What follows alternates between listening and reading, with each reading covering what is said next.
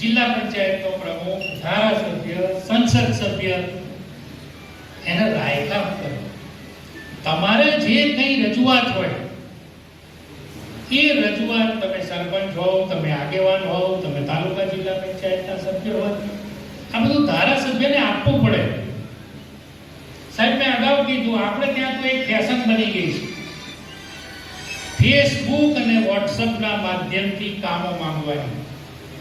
અને હું તો જાહેરમાં મારા છોટાઉદેપુર ને જેતપુર તાલુકાના લોકોને ખબર હશે, ફેસબુક અને વોટ્સઅપના માધ્યમથી જે કામ માંગે એને હું આપતો જ નથી. મેં જાહેરમાં કહું છું, મેં નહીં આપવું એને.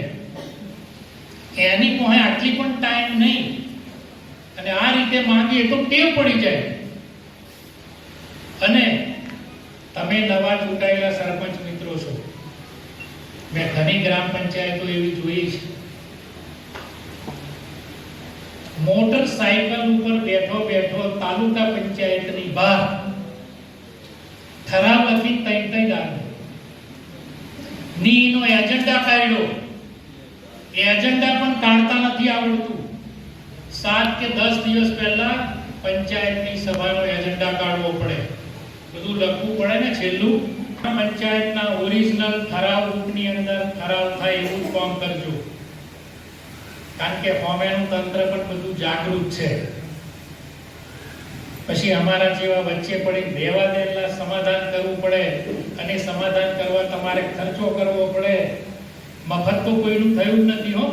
કોણ કેમ કહી દઉં, ખાતરી કરી લેજો, રકમ જ આવી છે. એટલે પાકા એવું કોઈ નિયમ નથી, પણ 10 કરોડના રસ્તા તમને ફાળવવા માટે ધારાસભ્યને આપે.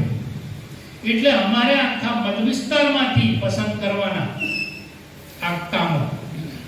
હવે એની અંદર જેને મળે તે ખુશ થાય. પાછા તે એક ગામને મળે ને, એ ગામ જો નહીં ખુશ થતું. તે હું કે તમે પટેલ ફરિયા કહ્યું, અમારા વાહકોડિયા ફરિયા, તે ઉધરી છે. એટલે આ જે રસ્તા આપણા મોટા છે, મોટા રસ્તાઓ છે.